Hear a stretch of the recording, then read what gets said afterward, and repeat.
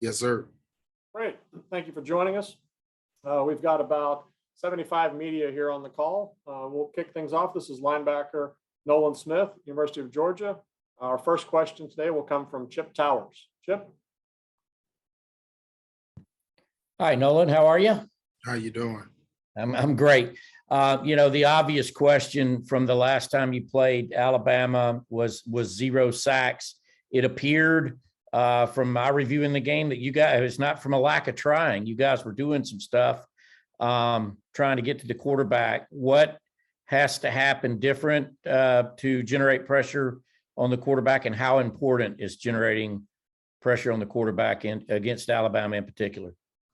We say here all the time, the best rush is the best coverage, and we got to get to the quarterback. It's just nothing else about it. Last game, we did not do that, and I know a lot of people felt hurt after that one, and I hold myself and my room accountable, and also the D-line.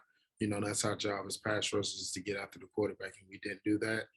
And so, the difference between this game and that game is we just have to do it. We have to find a way, and I believe in our coaches.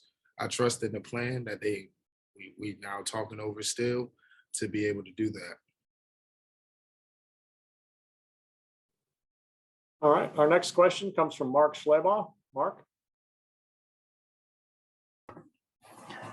Yeah, Nolan, you're a guy that grew up in the state of Georgia. What do you think it would mean for you guys to get it done in the 41-year drought? I think it means everything.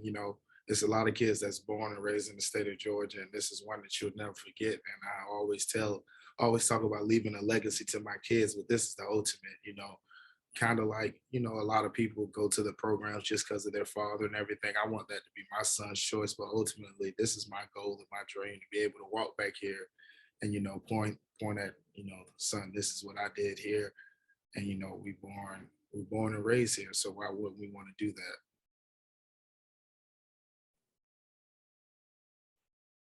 Next will be Heather Dinich. Heather? Yep. Heading into the SEC championship, there are obviously many people who lauded your defense as historically good and then questioned that evaluation of it after the SEC championship game. What do you say to those critics who kind of doubted how good you guys were because of how Alabama played, and what needs to happen the next time around to cement this defense's place in history?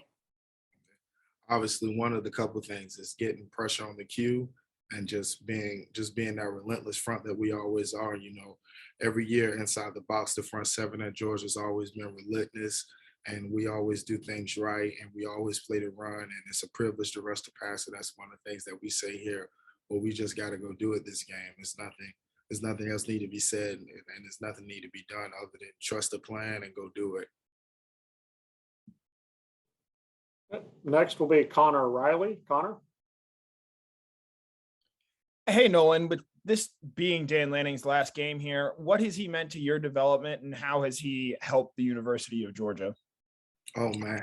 As far as helping the University of Georgia, man, it's crazy, and the things that he do, the scheme that he brought, and the philosophy that he kind of, brought into the SEC in Georgia, as far as, us slanting, us moving gaps, and just being relentless up front and doing a lot with a lot more. We call it playing a couple gaps, two gapping and stuff like that. We still do all those same things that the old Bama used to do. If you know anything about football, they created the first generational defense, but we're just doing it a little different, I'll say. And we move gaps, and we try to have gap responsibility, and our backers know where everyone's supposed to fit. And it's a little orthodox, but it obviously is working, and I love it.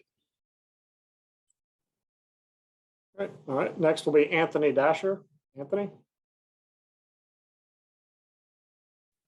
Hey, Nolan, good to see you today. Good to see you too. I know after, again, getting back to that first game, I know Coach Mark mentioned how that game humbled everyone. That was his word, and perhaps let everybody know that, maybe the team, defense, whatever, maybe not quite as good as everybody thought they would. what was practice like, knowing that, leading up to Michigan and now moving forward to Alabama next Monday night? Yeah, you can only judge a man by what he does next and how hard he gets hit and gets back up. And I think we got hit pretty hard, and I thought we got up pretty well because guys didn't sweat it from day one. Guys said, we know we need to work. We know we have an opportunity of life. And now that we're here, in the national championship, I think we bounced back pretty well. Now it's time to go finish the job. That's all it is that need to be said and done. We need to go finish the job and, finish what we started. Next, we'll hear from Mike Griffith. Mike? Yeah, hey Nolan. Hey man, 7 quarterback hurries against Michigan. Really, since the Florida game, you've been on fire. How much of it did something click? Are you just seeing the game? Is it all slowed down because the second half of the season, you've really turned it up a notch? It appears. I'd say the game slowed down, but also the plan, man. The plan that our coaches implement is just It's one thing that we can understand it, but it's another thing to execute the plan at a high level. A lot of guys go in day out and try to understand the plan, but can you execute the plan at a high level? And that's one thing that we talk about being here. And just be able to play fast and trust the plan and know what you're doing. It helps a lot. It helps a lot. Next, we'll hear from Cody Chaffins. Cody? Hey, Nolan, I wonder if you could take me back to your freshman year ECV, you and Nakobe and Trayvon, and what was that room like that you guys shared? Did you dream about moments that are coming up, and what makes you guys so tight? Yeah, so we didn't all graduate early, and I know one thing that was Trayvon. So it was me, him, and Tresman, and we were so close. We almost did everything together. Far as all our classes was the same. That's when things weren't COVID freak out. You couldn't have so many people on the buses. We used to get on the bus and be packed like sardines riding the class, and we used to just almost do everything together, and it just built a connection just alone by itself. And then when we came in our junior year, coach started doing those school sessions, and we started even talking to each other more, hanging out more, and doing things more, and it just built the connection even more. I still remember all 3 of my roommates, we drove to see one of Trayvon's basketball games in high school in Thompson. So I know that's one thing that we did our freshman year because, on the weekends, we was like, wow, we don't have mom and dad to tell us what to do. Most of the weekends we just laid in bed because we were so tired from workouts. But then after that, we just started doing things together, and it became really fun. Next will be Lance McCurley. Lance?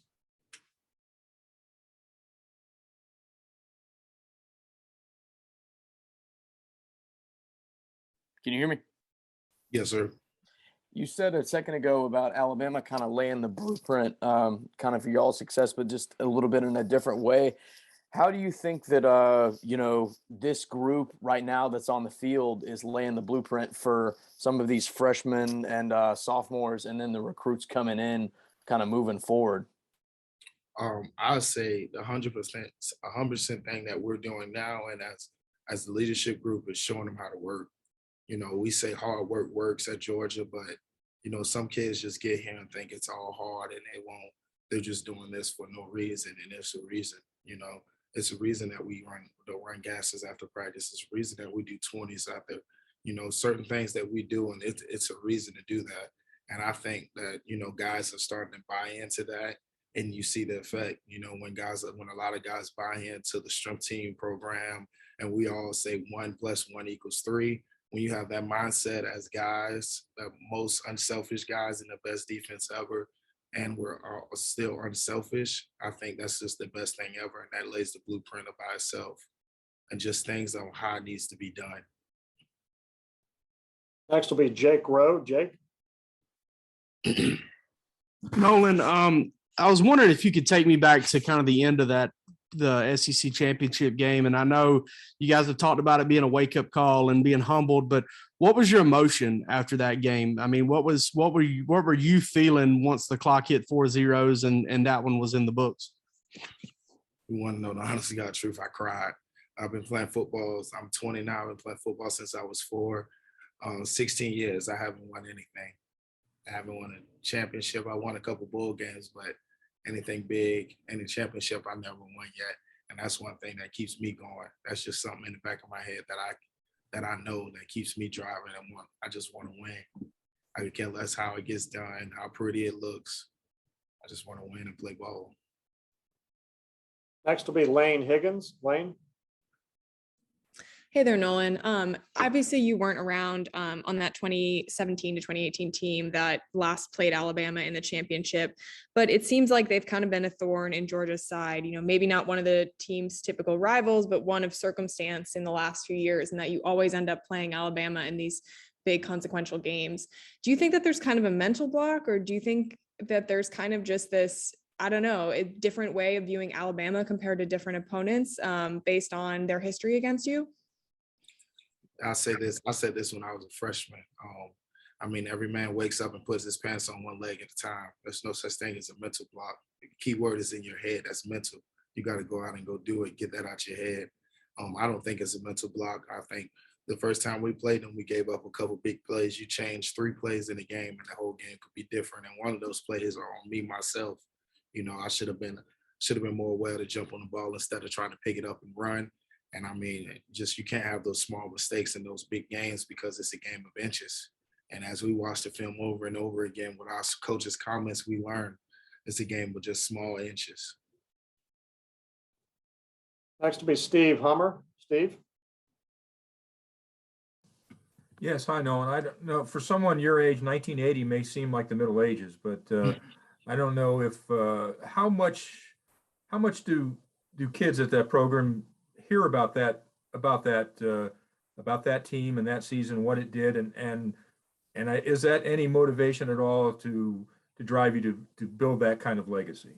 I mean, 100%. You know, to be the first since the drought, I think, you know, I tell people you'll be a Georgia legend. No matter if you're from the state of Georgia, outside the state of Georgia, you'll be a Georgia legend. And we came here to be legendary, be special, leave your mark. You know, like I always say, you know, I want to bring my kid back and tell him this is what I did. I want to leave my mark. I just don't want to be another University of Georgia player. Next will be Andrea Adelson. Hi, Nolan. As a follow-up to that, I'm wondering if you watched the national championship game between these two teams a few years ago as a Georgia kid and top prospect, and if you did, where you were and what you remember about watching it. Oh man, I remember the first time I watched the Rose Bowl. I was just sitting on my couch, just me and my mom. We had it on TV, and I was just watching it. I was like, if we block this kick, this could be crazy. And you know, I actually play football, so I know about, you know, blocking kicks at the end of the game. That stuff can really happen. And then when Lorenzo did it, I mean, outside linebacker, Wolfpack, I mean, I was absolutely jumping and screaming, and I was so excited. And then when Sony ran it in, I was just like, oh, that's a wrap. We'll see y'all in Atlanta. And for the Atlanta game, I stayed up there, and actually I didn't go because it was just too much for me. I don't like all those people and all that stuff. But I watched it, and I was tuned in from first quarter all the way to fourth quarter. And just the thing that I remember about that game is just the people, the atmosphere. Through the TV, you can feel it. Especially during this game, you can feel it too. Next will be Ralph Russo. Ralph. Good morning, Nolan. I wanted to ask you about coming to, now you're a Georgia guy, so I'm sure you had some ties to want to come to Georgia. You come to Georgia as a huge recruit. You know, you don't play a massive amount early on. I'm wondering how much benefit did you feel you would get from just being surrounded by so many good players? Like, I think so many players look for that early playing time, but that clearly wasn't you. How much benefit do you get from practicing with those guys and just being surrounded by so many good players, even though it might limit your playing time? I mean, for number one to start is Aziz. I mean, Aziz, I feel like he took me under his wing, even though he wasn't saw as like a big guy when he came in. Aziz and Adam, they took me under their wing, and, you know, they showed me how to work, and they showed me, man, you just trust the process, man. You this and that. And I never thought about leaving because I knew this is what my mom wanted me to be. This is where I wanted to be. So I just came in and made the best of every day and tried to work and get better. I mean, I'm a Georgia boy. I love the state of Georgia. And as far as going anywhere else other than being here is, I don't know. I wouldn't think. But seeing those guys work and how they did things day in and day out, and being Georgia kids, it just helped me a lot, and it kept me centered. You know, to say guys still want to be here and guys still want to do this. And why should I think about leaving and be selfish? And that I just think that's selfish. You know, I mean, I understand guys leaving programs to, you know, go do bigger and better things and more playing time. But I mean, crazy now that guys are considering leaving programs just because of NIL deals. And that's just not about football. Football is a team sport. And I say it all the time, it's the ultimate team sport. You just got to sacrifice a lot. And I get that playing a lot, playing defense. I'm not an offensive player. You know, I don't want the ball in my hand a lot of times. I just want to do my job for my team. Nolan, thank you very much. That concludes your session here. Appreciate your time today. We'll see you in Indianapolis. Yes, sir. Y'all take care.